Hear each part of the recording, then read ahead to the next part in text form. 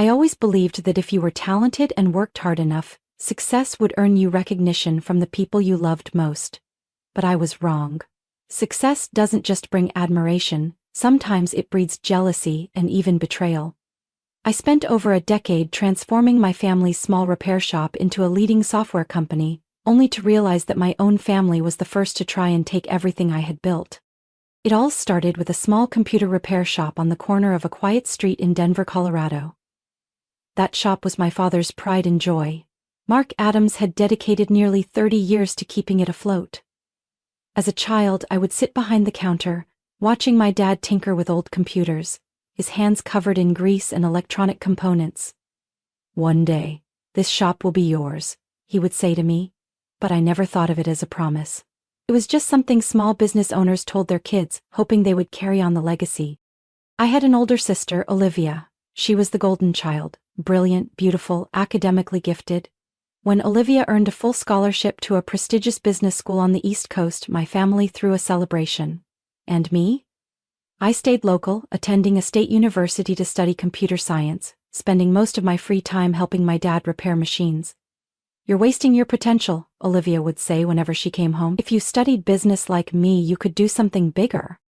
But I saw potential in this small shop, something Olivia never did. While working with my dad, I noticed that most of our customers didn't just need repairs, they needed guidance on managing their data, tracking orders, and securing their information. An idea sparked in my mind. Why not create a simple software to help them do just that? I started coding late at night after we closed the shop. The result was an inventory management software designed for small businesses, allowing them to track orders, manage products, and generate revenue reports with ease. It wasn't groundbreaking, but it was user-friendly and far more affordable than the complex software available at the time. When I showed it to my dad, he merely shrugged. "Sounds interesting, but who's going to buy it?" I decided to find out. I gave a few of our regular customers a free trial. At first, they were just curious, but soon the feedback came pouring in. Enthusiastic, encouraging. They told me it saved them time, reduced errors, and made their work more efficient. Some were even willing to pay for a full version. When my dad saw that customers were actually willing to buy this product, something changed in his eyes. "Maybe you're really onto something," he said, for the first time ever showing pride in my work. I used my small savings to register a copyright for the software and expand its features. Gradually, our shop wasn't just about fixing computers anymore, we were selling software. Before long, we expanded into tech consulting. Our first clients were small business owners, but soon, larger companies began to take notice. In just 5 years, my father's tiny repair shop had transformed into a full-fledged software company, serving hundreds of clients across the country. I thought that I had finally earned my family's recognition, but I didn't realize that my success had wounded Olivia's pride, and when the company reached new heights, she came back not to congratulate me but to take everything for herself. I once believed that nothing could shake my position in the company. I was the one who built it from the ground up, who worked tirelessly, sacrificing sleep and personal time to turn a small computer repair shop into a thriving software enterprise. But I was wrong. When money and recognition appeared, so did greed. Olivia returned after nearly a decade on the East Coast, where she had worked for a major financial consulting firm. I had no intention of shutting her out. I was even excited about the idea of working alongside her.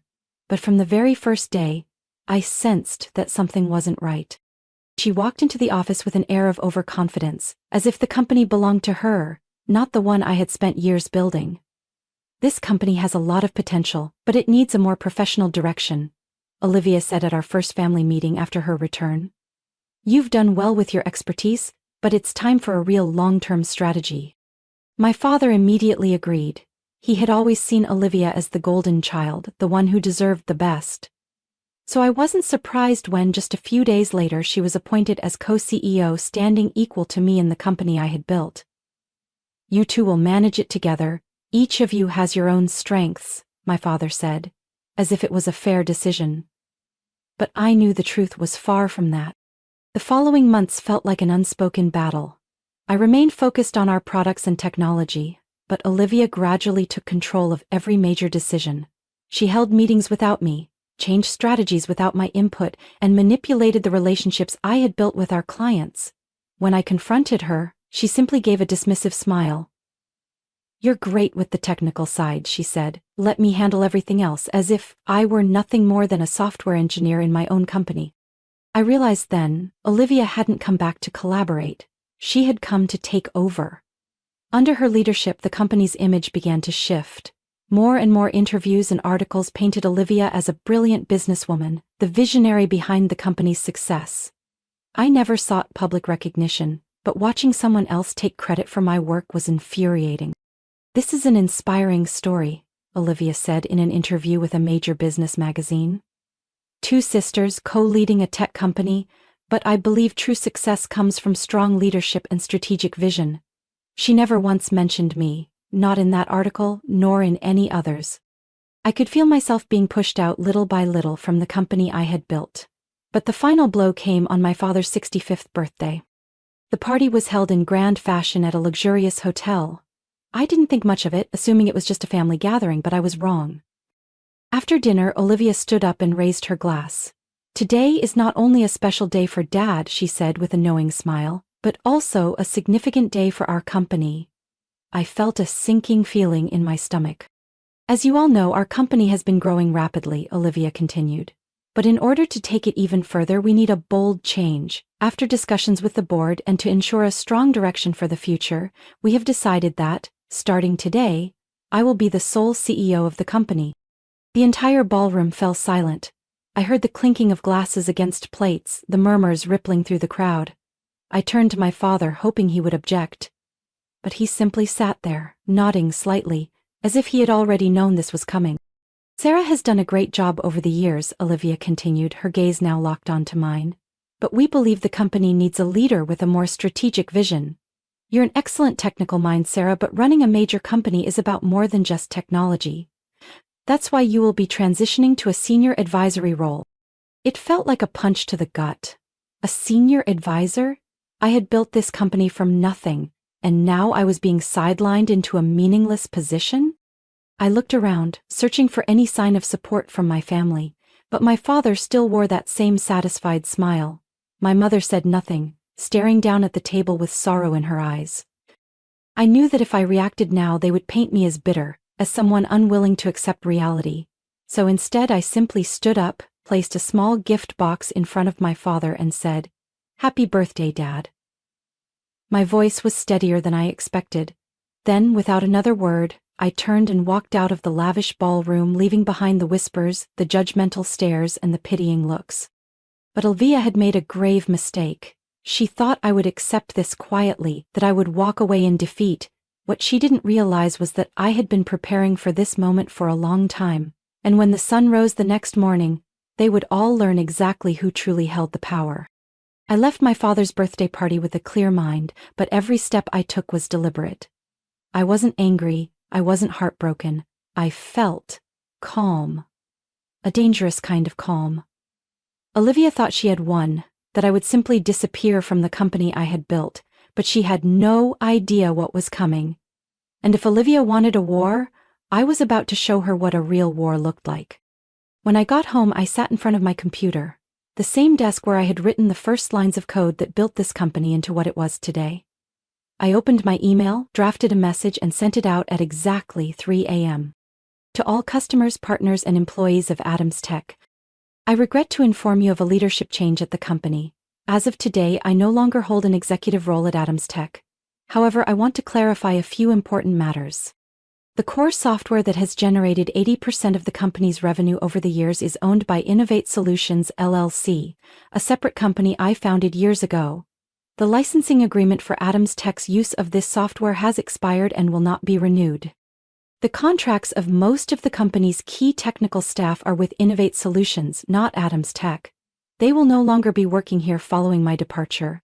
For clients who have contracts tied directly to me, please note that your agreements include a clause allowing termination in the event of a significant leadership change. If you wish to continue using the software and services you have trusted for so long, I'm pleased to inform you that Innovate Solutions will continue providing the best solutions for your business.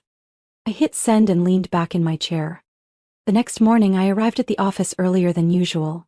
I wasn't surprised to see Olivia and my father already waiting, both wearing expressions of fury.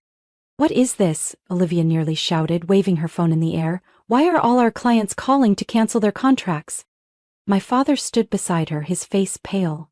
Sarah, what the hell are you doing? Are you trying to destroy this company? I walked calmly into the conference room, pulled out a chair and sat down. I simply informed our clients about the leadership change. I think they have the right to know who they are doing business with. Olivia clenched her teeth. You did this on purpose to sabotage me. But you can't do this. This company isn't yours. I let out a soft laugh. Actually, it is.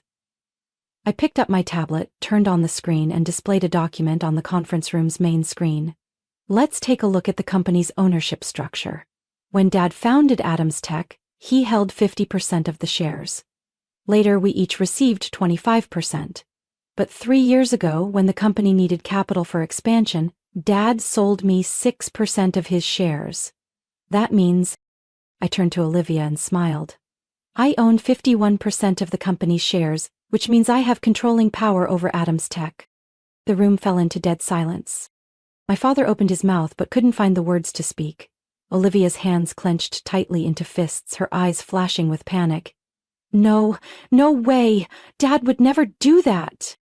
It's unfortunate that you didn't read the contract carefully, I said, flipping to the next page, where his signature was clearly displayed. But you signed it, and that means I have the authority to decide who runs this company. My father sank into his chair, his head lowered as if he had just lost something irreplaceable. Olivia, however, still refused to accept the truth. You can't do this, she snapped. This company needs me. I built its reputation. I brought in investors. I am the face of this company. I won't deny that you brought attention to the company, I said, standing up, my voice calm and steady. But I don't need a fabricated image. I need a real leader, someone who truly understands this company and knows how to grow it. And that person is not you. I looked her straight in the eye. You have 2 choices. 1, you resign immediately. You can keep your shares, but you will have no control. I will ensure you receive a fair severance package and a glowing letter of recommendation. Or 2, I leaned back in my chair, folding my arms. You can cling to your CEO title, but this company will lose its clients, employees, and products. It will become an empty shell and collapse within months. Olivia stared at me, fury flashing in her eyes, but behind it I saw something else. Realization. She had lost. My father let out a long sigh, his voice hoarse. Sarah, do you really want things to end this way? I looked at him, feeling a cold numbness settle in my chest. I don't want it to end this way, I said, my voice firm. But you and Olivia pushed me here. If I don't protect what I built, I'll lose everything. And I won't let that happen.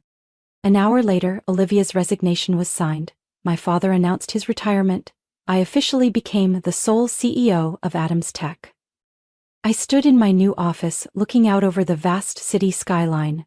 The battle was over, but I knew the consequences would last a lifetime. My family might never be the same again. But I was no longer the girl sitting in the back of a tiny repair shop. I had fought for what was mine. And I had won. Everything came to a close on a crisp autumn afternoon, when Olivia walked out of the company, her expression blank. She didn't say goodbye. She didn't look back. I stood by my office window, watching as her figure grew smaller and smaller, until she disappeared completely. My father left soon after. He didn't speak to me during his final week at the company. When he left, he only left behind a single note on my desk. I hope you know what you're doing. A short sentence, no apology, no acknowledgement of what I had done for this company. But I no longer expected it. I had stopped hoping for my father's approval a long time ago. In the days that followed, I threw myself into work without looking back. Under my leadership, Adams Tech grew stronger than ever. I restructured the entire company, hired top talent, improved our products, and expanded into the European market. Within just 2 years, our revenue tripled, making us one of the fastest-growing enterprise software companies in the United States. Olivia didn't take long to find a new job. She joined a tech startup in San Francisco, this time in a much lower position, no longer a CEO, no longer the one praised in the media. I heard she had changed, no longer seeking the spotlight. Maybe this downfall had taught her a lesson. But whatever the case, I didn't care anymore. After retiring, my father moved to the suburbs with my mother. He barely kept in touch with me, but I would occasionally see his name in the media, referred to as the honorary founder of Adams Tech. He no longer had power, no longer had a say in the company, but he was still respected as a historical figure. And I let him keep that dignity. One day I received an email from Olivia's former university, the prestigious business school where she had studied. They invited me to speak at their graduation ceremony on the topic, the power of the underestimated. I stared at the email for a long time without responding. A part of me wanted to decline. I had no desire to return to a place that had once been seen as Olivia's ultimate stepping stone to success. But another part of me urged me to accept. Months later, I stood on the grand stage of that elite university, looking down at hundreds of students seated below.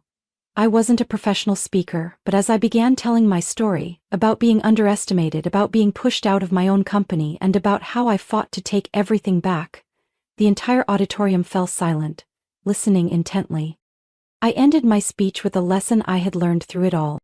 Sometimes the best revenge isn't destroying others. It's succeeding so much that they have no choice but to recognize their mistakes. Applause erupted throughout the hall. I smiled not because I needed their recognition, but because I knew I had overcome everything. That night when I returned home, I opened my desk drawer and pulled out a small, dust-covered box. Inside was the birthday gift I had never given my father.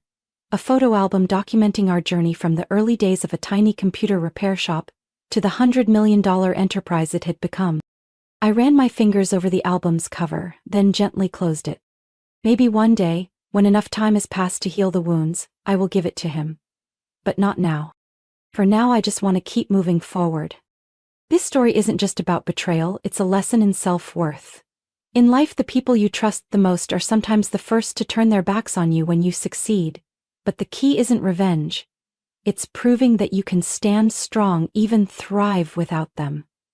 True success doesn't come from seeking validation from others. It comes from knowing who you are and what you deserve. In the end, the best revenge is not seeking revenge at all, just succeeding and moving on. What do you think about this story? Do you relate to the main character? What would you do in this situation? Share your thoughts in the comments. And don't forget to follow the channel for more inspiring stories about life, family, and valuable lessons.